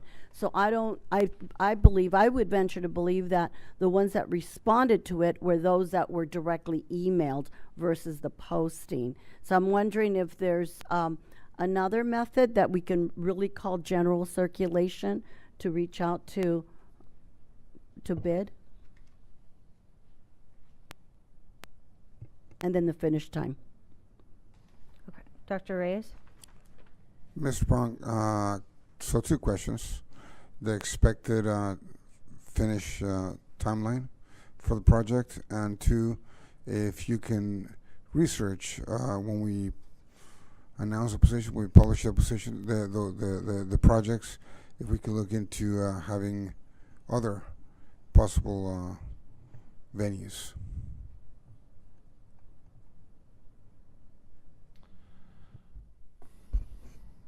So we're anticipating the start of the construction to be during spring break, where we'll do one of the phases. And then the second phase will happen as soon as school lets out in June. Oh, good. And then it'll be completed by the start of school, July 18th. Okay. And then in terms of the posting, a lot of the vendors are used to looking at those trade journals, but we can also look at other trade journals. And then under CUPCA, we also reach out to contractors that have the license that are able to perform the work, and we send them the bid package. So that's one of the requirements too. Right. But could we look for Yes, we another will. method? Mhm. Thank you. Motion to approve? Second. Motion by Clerk Dominguez Cervantes, seconded by Vice President Tamayo. All those in favor? Aye. Aye. Motion carries unanimously. Did we say K was, we can just vote on it? Do we have, it was, okay. I wanted to pull something, so. Okay. Move to approve 10K. Second? Moved by Vice President Tamayo, seconded by Clerk Dominguez Cervantes. All those in favor? Aye. Motion carries. Then we have 10M. L. I had, when I went from K, I went to M. I have So L. L is not, L's been approved in consent, yeah. It wasn't pulled, sorry. Okay. I have it here. Can we rewind? Oh, I next know it's time. not replay. Next time. Instant replay, right? Doesn't 10M. work. Yeah, okay. Well, know that I had an issue with it. Okay. 10M. Approve agreement with Renal Clark Architects for architectural services via Lindo Elementary. So they're doing the construction work, but Belfour Biddy is monitoring the work. Dr. Reyes? Can we explain that for me? No, Ronald Clark are the architects. Okay. The Balfour Beatty is the construction and pre-construction management. Two different entities. Right. So then we have, right. So I would have been able to connect it to the previous one, but now I can't. So, all right.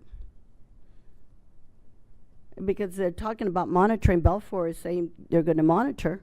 Well, The construction, 10M. correct?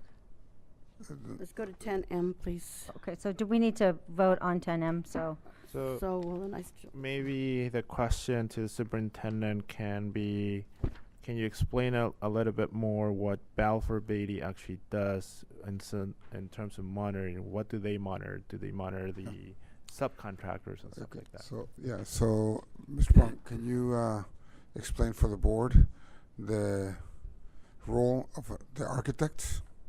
And I can still speak to just the M, but in a previous agenda item, it's Belfour that's being called out to do management services for Valle Lindo. So can you explain the role of an architect and then explain the role of a construction management and how they're different and how they work together? So the architect is the one that designs the project, Right. which is what Runa Clark will do. And then Balfour Beatty are the construction managers. So they provide oversight on behalf of the district on the project and all the subcontractors. So we will be, in the future, bringing out another proposal for a contractor to actually build the school.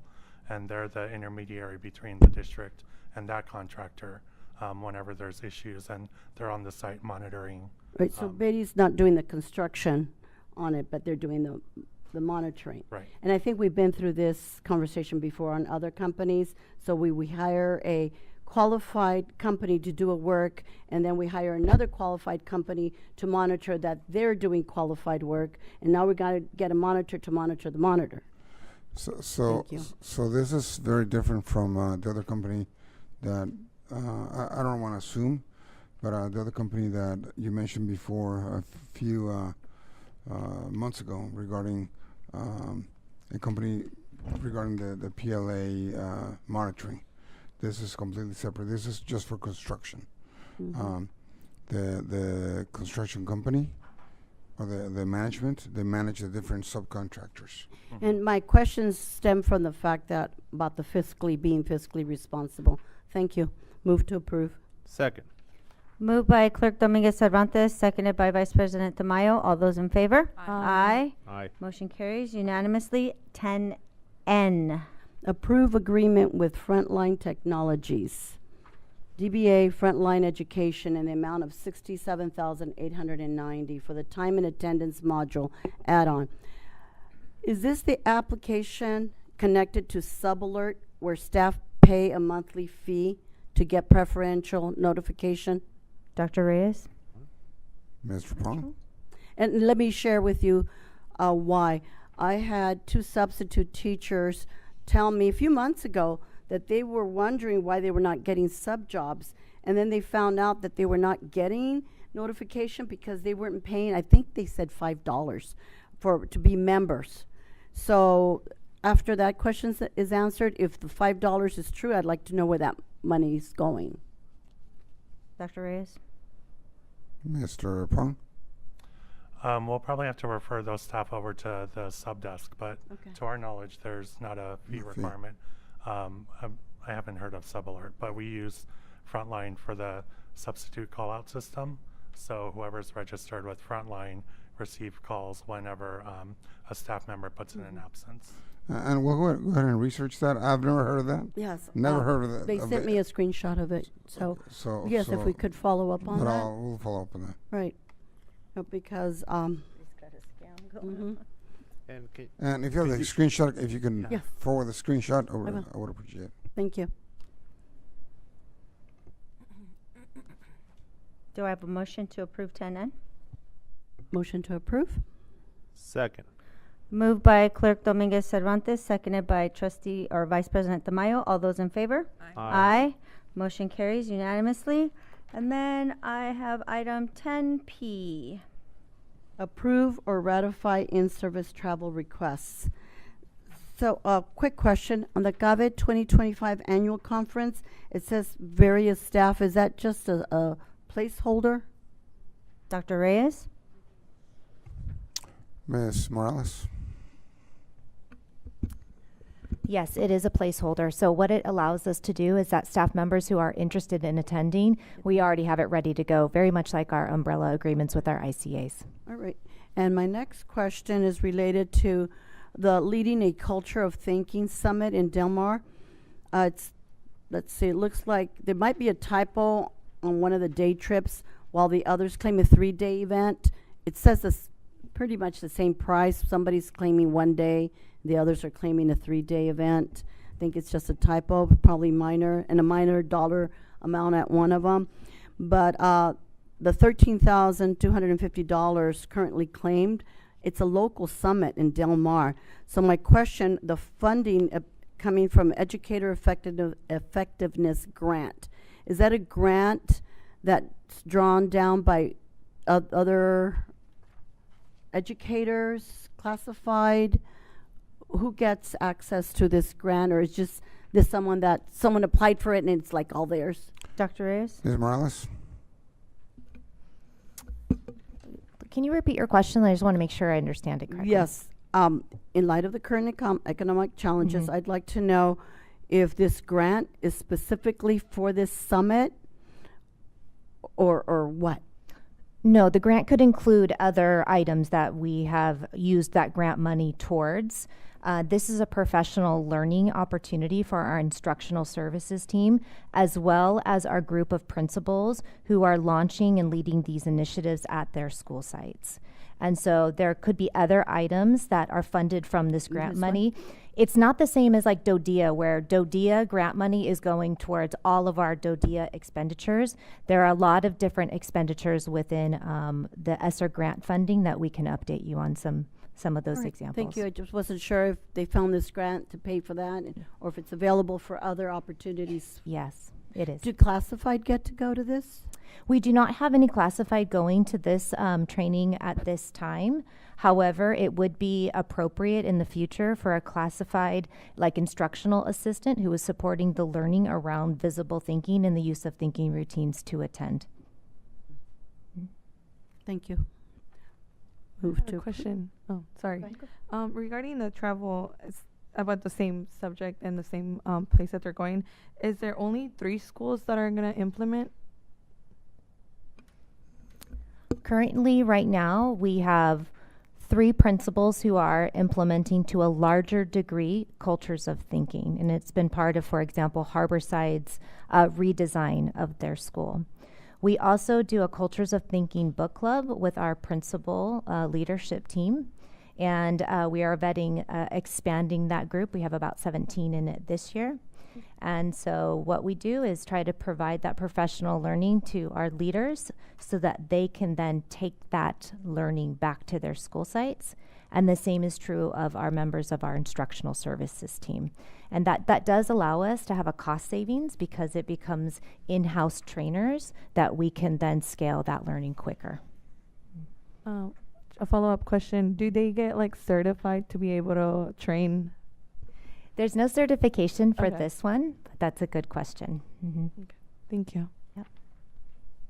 Okay. If there are no more questions, I'll entertain a motion to accept 10P. Motion to approve. Second. Moved by Clerk Dominguez Cervantes, seconded by Trustee Ramirez Dominguez. All those in favor? Aye. Motion carries unanimously. Before we move into our administrative action item, where we are going to recess to the Public Facilities Finance Corp., I'll take a 5-minute bio break and come back at 7:45.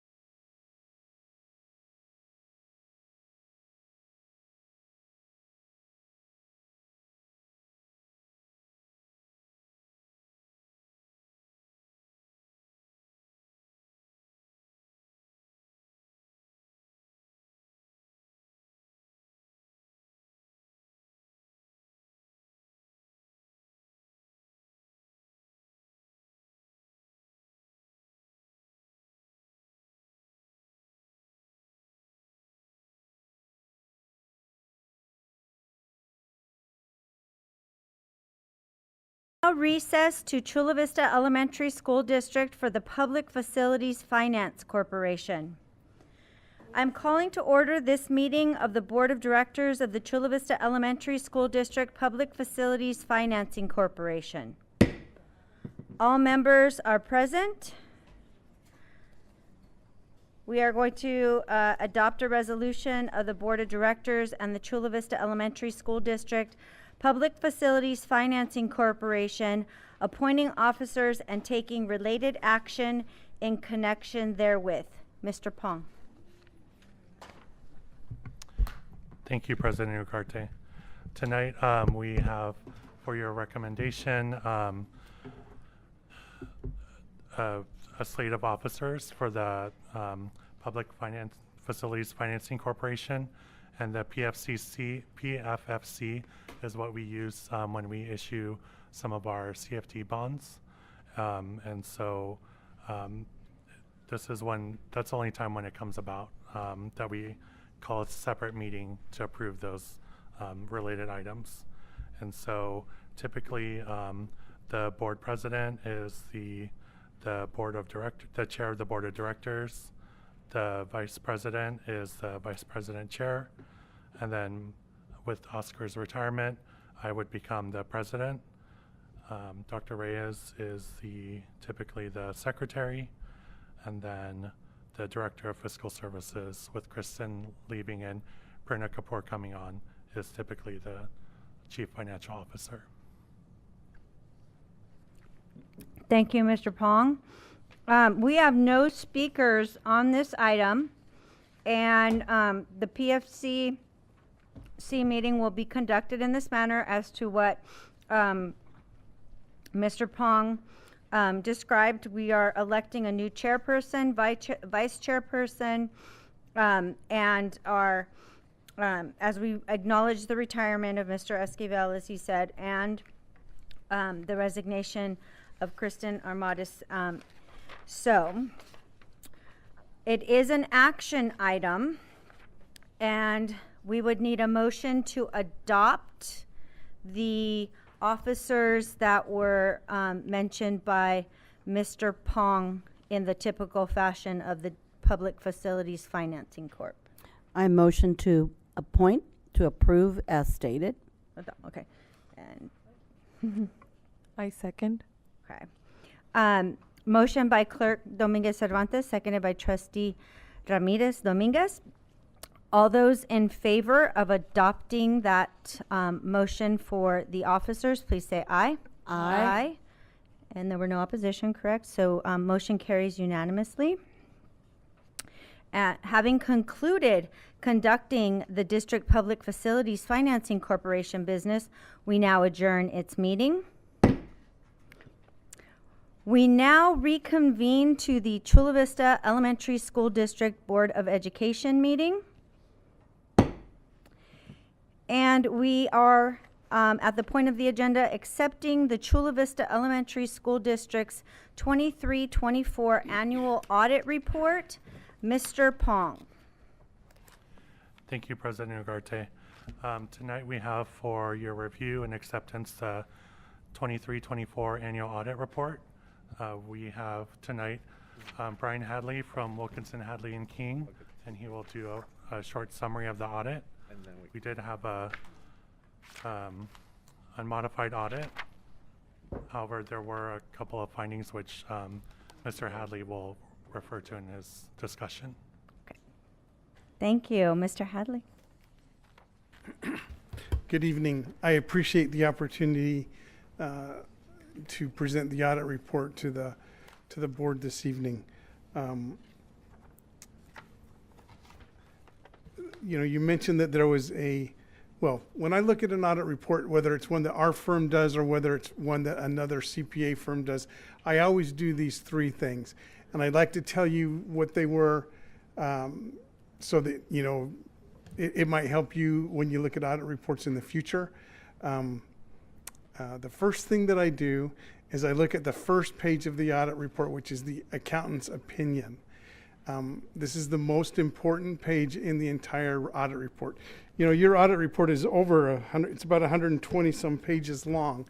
and you look at all those numbers and you say, how can that one letter be the most important page in the audit report? But it's the page that communicates the accountant's opinion. And as Mark said, that you received an unmodified opinion. And that means that the financial statements fairly present the financial position of the district at June 30, 2024. In a governmental audit, there are 4 types of opinions you can receive. The best one is an unmodified opinion, which is what you received.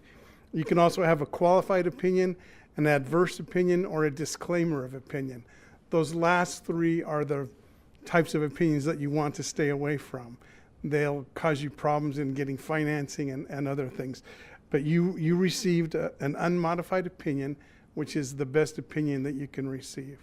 So that's the first thing I always look at. The second thing that I do is I look at, towards the back of the audit report, there's a section that talks about findings and question costs. And as Mark said, there were 2 compliance findings this year. One dealt with a substitute teacher who taught more than 30 days. There's a rule that says you have to have a permanent credential to teach more than 30 days, the same class more than 30 days. The second one is a very unusual one. It dealt with a student that didn't have an immunization. The students are required to have an immunization to attend school. This student was undergoing cancer treatment and didn't have an immunization. There was a doctor's note that said he would get the immunization after the cancer treatment was completed. And there is a, to get that exception to not having an immunization, there's a state agency that's called the California Immunization Registry for Medical Exception. And unfortunately, the district didn't apply for that exemption. And so those were the 2 findings. Very unusual. I've been doing this for a long time, and I haven't seen either of those findings come across, my desk. But that's the second thing that I do, is I look to see if there are findings. And a finding is something that needs to be brought to the attention of the board or the California Department of Education or the state controller. And so there are those 2 compliance findings during the year. And then the last thing I do is I look at the very last page of the audit report, which is a requirement that says if there were findings on the prior year audit report, on the June 30, 2023 audit report, were those findings resolved? And I'm happy to tell you that there were no findings on the June 30, 2023 audit report, so there's nothing to report on that. But if you look at those 3 things, the opinion letter, the findings, and whether the prior year findings were resolved, it gives you a good indication of what the district is doing during the year. Like I said, this audit report is more than 120 pages. I don't want to bore you with the technical part of going through that, but I'd be happy to try to answer any questions that you have at this time if you have any. We have no speakers on this item. Board comments, questions? This is an action item. And is there a motion to accept the annual audit report? Motion to accept the report. Second. Motion by Trustee Ramirez Dominguez, seconded by Vice President Tamayo. All those in favor? Aye. Motion carries unanimously. Next, we have adopt the resolution of the Board of Education of the Chula Vista Elementary School District certifying all proceedings in the November 5th, 2024 general obligation bond election for Measure AA. Mr. Pong. Tonight we have for your adoption a resolution certifying the November 5th election for Measure AA. The community voted with a 61.72% yes vote, and this approval of this will certify that vote. We have no speakers on this item. Any board questions or comments? Okay, this is an action item. Is there a motion to adopt the general obligation bond election for Measure AA? Motion to accept? Second. Moved by Clerk Dominguez Cervantes, seconded by Vice President Tamayo. All those in favor? Aye. Motion carries unanimously. Adopt the resolution for emergency services and equipment pursuant to Public Contract Code Sections 22035 and 22050. Mr. Pong. Tonight we have for your adoption an emergency resolution that will extend our agreement with VEPS to provide a generator at the CSSC location. Originally, we were anticipating that the parts to be delivered earlier in the month so that we can have it installed. But when we followed up with the vendor, it's looking like it'll be delivered on January 31st. And then after that, we have to schedule an appointment with SDG&E to get their approval for install. So we just need a little bit more time in the delivery process. Thank you, Mr. Pong. There are no speakers on this item. Do we have any board questions or comments? This is an action item. Is there a motion to adopt? So moved. Second. Moved by Vice President Tamayo, seconded by Clerk Dominguez Cervantes. All those in favor of adopting this motion, please say aye. Aye. Aye. Motion carries unanimously. All right. We are at the general information item reports. And for our new board members, this is any item that you would like to request for from Dr. Reyes with regard to our school district. And so report calendar to the Board of Education, Dr. Reyes. We have no speakers. And whoever wants to jump in and ask for a report, if they're new to this, they want to see what we asked for, and they can do that next time. All right, I believe I have 5 reports that I'd like to regurgitate. The first one. I'd like to know, and I know last month when I brought it up, Dr. Reyes, you said you were going to start working on it in February, so I didn't want us to lose sight of it. The assistant principal formula. I want to know what formula is being used to determine which schools get a fully or partially district-supported assistant principal. So, can I make a comment? So part of what we're doing right now is since we just got the governor's proposed budget, we're looking at how we're going to be projecting our fiscal solvency for next year in regards to staffing. So we don't see it as a one item in isolation. We see it as a whole. So as we're proposing different changes in regards to staffing, that's one of the ones that we're looking into. Mm-hmm. So next month, when we bring to the board some changes, then that will be taken into consideration. Okay. Could you then also in February bring us the formula that's being used up to this point so that I can have a comparison so we can ask questions, much like the salary schedule? Mm-hmm. I said if we knew what was how it was being addressed before, what was on there, I would have better informed questions. Sure. Yeah? Can we expect to have that? Yes. Yes, thank you. And that's the first one.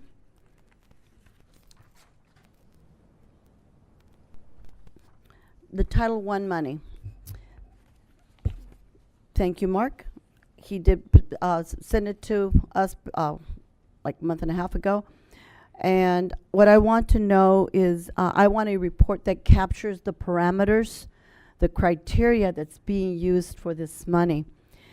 I've got to share a concern that when we know there's no playground equipment in some of the classes, or there's holes in slides, and the money is sitting there, I know that Trustee Ugarte and Trustee Tamayo went to a school and shared the very concerns I'm raising again right now. And I'll share one instance. A few months ago, a parent approached me about how they had approached their leadership there for when are they going to get equipment, when are they getting equipment, little balls, whatever. I bought them, and you know that. I bought them for that class. I bought the balls, the jump ropes, whatever. I thought, this is ridiculous. I said, I gave them, I bought it. I purchased, I got the receipt. I bought it, I didn't ask for reimbursement. And again, another parent, of course, things spread. I was approached again of another classroom, another school. And that's concerning. So when I see the Title I money going and just being rolled over, and we talk about the disparity between the west side and the east side, and then we get so concerned. I speak frequently. President Rosie Martinez always brings it up. So does Miss Angela. That we keep talking about equity, and then we see all this money sitting there, the very money that's for the very deprived children. There's got to be a better way. What are the parameters? What is the criteria? What are the exceptions from using that money? Because I saw something for $200-something thousand being rolled over from the previous year. That, to me, is appalling when the children already feel like second-class citizens. I know my kids did. And their school's not as pretty, as new as the other ones. It just makes it for that much worse. And I know my colleagues feel the same because they brought it up before, and even the previous months have brought it up before. We really need to reel that in and tell us, what are the parameters? What are they allowed to do? Because if you tell me I can spend $1 million, I'll go spend it. What are the parameters so that maybe they don't even know what, I don't know. Could please get that, please? And I'll share with you what school I'm going to be donating more equipment for another classroom. Okay, so just to recap, we're going to give you a board update on a report on the parameters and criteria and exceptions for the use of Title I money, specifically for sites, correct? Mm-hmm. Wherever our students are sitting there with nothing to play with, and the teacher, the classified, they're thinking the kids out there burning their energy so they can come in and listen, and they're not. Thank you. The next one, the Achieve. Teachers are hearing, and I know that President Rosie shares with me frequently, so sometimes I bring it up again. It's not that she hasn't brought it up, but I don't know who else she's sharing it with, so if it doesn't get aired, but I'm bringing this one up. So we agree that we don't want kids in front of the computer all day long. We all agree that, because that interaction with the people is what they need. If they use it for homework or special assignments, that's a little more monitored. But they're hearing that, and parents, the first ones that brought it to my attention, is that they're hearing that Achieve is going away. And they are in shock, because they all feel that this individualized material that comes to them actually takes them, or makes them those inquiries. I've sat with my granddaughters on the Achieve, you probably with your kids, but it really is helpful. It helps the teacher, short of having another tutor there watching them. It has that personalized support. So I'm wondering, is it going away? I think they need to know whether that program is going away or not. So regarding Achieve 3000, we're looking at the academic and financial implications. So we're not just looking at the cost, but we're looking at how effective academically and how is it aligned to providing achievement for students. Mm-hmm. And so we are having that discussion in curriculum and instruction at this point, and we'll be bringing something projected to the board shortly. 'Cause, they appreciate it because it gives them immediate feedback on their comprehension. And share with me, how are you going to test its effectiveness? We can tell you now, or we can do a report, a board update. Okay, because how do you know that it's effective? I don't know. So the fourth report, parent reporting.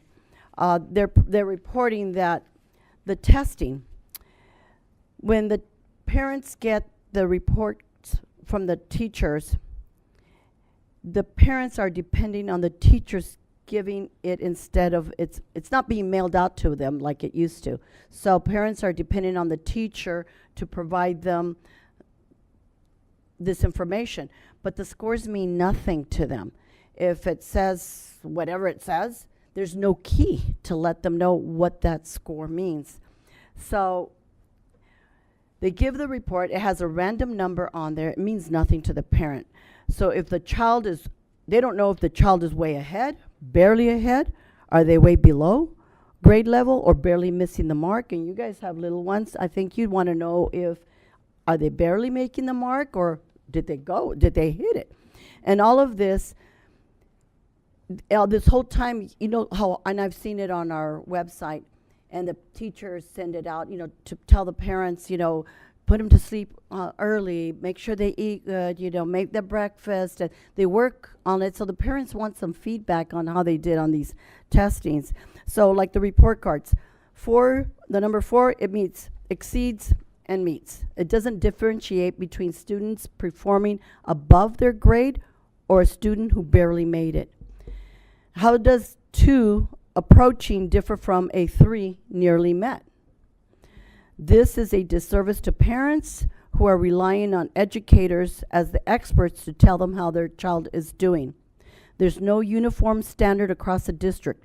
One teacher can rate a 60% as a 1, not met, while another teacher gives it a 2, approaching. So I think all parents want to know exactly where they're at, so they know how, if we're looking for parent engagement and partnership, we need to provide them that. But it's something that's given to the teachers. It's something we've created. Teachers are just here, supposed to get handed out. I'd like. So what is the request? Is on the test, on the report card, tell them what that means. What does that number mean? And look at the issues I brought up. You know, how are we going, so there's no uniformity. So Trustee Dominguez, I just want to make sure that I have it correctly, what the ask is. So what is the ask that you want us to mail them a key? You want us to look into parent conferences, which would have to be negotiated with the union? Would you like us to do exactly, what is the request? Meet with the union and find out what they want, because it's the teacher that's burdened with having to explain or not explain, because then the teacher has to spend 30 minutes working with the parent to tell them what that means and why this teacher gives that score. There's just no uniformity. This is more than a report. This is like, we've got to get something standardized here. And we have to send the parents the key. It obviously costs more money to mail it out to them and with the key. So if the report that the teachers are giving to the parents had the key on there, at least they'd understand that ask would be addressed there, if it could be added there. And I brought this up months ago, I believe during the summer. And then the other is more of a task about the report cards and there not being a uniform standard across those numbers I just quoted about. What's the difference between approaching from nearly met and one teacher rating a 60% as a not met, 1, where another would give it 2, approaching. So, Ms. Romero, what we can do is we can have if you can set up a meeting with CVE and start having those conversations. Yeah, we do have a report card committee that is comprised of CVE members and administrators, and so I'll have a meeting with CVE President Rosie Martinez, and we can talk about some of the things that Clerk Dominguez Cervantes mentioned. Thank you. Thank you. Thank you. Thank you for dissecting it for me. That was the 5? The fifth, that was 4. The fourth is the Fiscal Crisis Management Assistance Team, FECMAT. Is that how you pronounce that? FICMAT, Management Services. I think we're at a crossroads where we need to conduct a management assistance study. There are some concerns with some practices, and I think that FECMAT can provide human resources with some management assistance. There's just too much chatter out in the social media, and our HR must be without reproach. And when one or more board members have multiple unanswered inquiries and the community is also raising concerns or doubts about the process, I think it's past time that we request FECMAT, is that how you pronounce it? Management Services. They can add value. I looked up what they do. Their focus is investigating a potential problem and or helping solve a small problem when we first recognize is that's much better strategy than waiting until the problem contributes to fiscal troubles or instability. The idea is that they make recommendations for improvement, if any. Review our processes, identify specific gaps or deficiencies between best practice conditions, and offer practical recommendations. Like FECMAC studies, management assistance studies use a consistent approach suitable to identify the appropriate best practice, determine the conditions particular to the LEA, identify specific gaps or deficiency between best practices and the LEA's conditions, and they offer practical recommendations. I always welcome an invitation to how can we do better. And I'd like to ask the chair if we could motion, if we would accept a motion to have this request for this report, for these services. We would need a second. Okay, so at this point, we can potentially put it on an agenda so that we could motion for that. And if you have a second, I can ask Dr. Reyes to put that on there. Second. Okay. So agenda for next. So just for, so make sure I understand. Oh, well, we motioned and we seconded. All those in favor? Aye. Aye. Okay, so we got it. Just to make sure I understand it. So you want a FICMAC study of Human Resources Department. Could you processes. Could you please provide me with a scope so I can have that conversation with them? Well, I've also read what they do. They'll meet with all of us to identify the scope. Well, that would be. So I don't with know the LEA is what it says. That would be. So the board would give me what the scope, what scope you want. So like organization-wise? Yes. Yeah, okay. Organization, processes, like from posting to hiring, the processes we have. Processes. What falls under? Is that what you mean? Yes, Okay. you know, I'm just trying to read your mind. Sure. Mm-hmm. Okay. Okay. You got it? From point of contact to onboarding, just the process and what can we do better. Mm-hmm. So it'll be on the next agenda. Thank you. Okay, so I think that also another point that we should look as the number of people, right? Because I think HR might be a small department for our district, so we might need more people there. Mm-hmm. So I think that it's one of the things that we like to look from a third party, get that perspective. Do we need additional support to help Mr. Romero there to be able to continue the operations of the HR department to support the district as large as ours? I mean, we have 50 schools that we support. When we add schools, we don't think about sometimes adding that support structure, right? Yeah. So what I can do is this: I can bring, I'll have a conversation with them. I'll meet with them. I'll bring it as a board item for next month with the scope that based on the information that you just provided. And after that, when you have the item here in front of you, if you want to add a different scope, the part of the scope, another item as part of the scope, you let me know and we'll add it. Okay. Does that work? Yes. Thank you. That was number 5? Thank you. That was it. Okay. Do you have any? No, I'm going to add. Dr. Reyes, if we can schedule a special board meeting that focuses on 2 aspects, the roles and responsibilities of a school board member with the Brown Act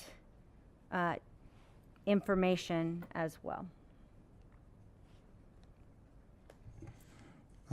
Can we do that towards the end of February? Would that be okay? Just clear our calendars. Yeah. So what I can do is I can have Araceli send you some possible dates and times, and then we'll base it on based on your responses. Thank you. All right, board communication. This is the members of the board communicating to the public. The events, things related to the district that you've attended since the last board meeting. Trustees welcoming you to this process and being able to report out the things that you've heard within the community as you go out to sites. So, Trustee Dominguez Cervantes. Well, it was a short month.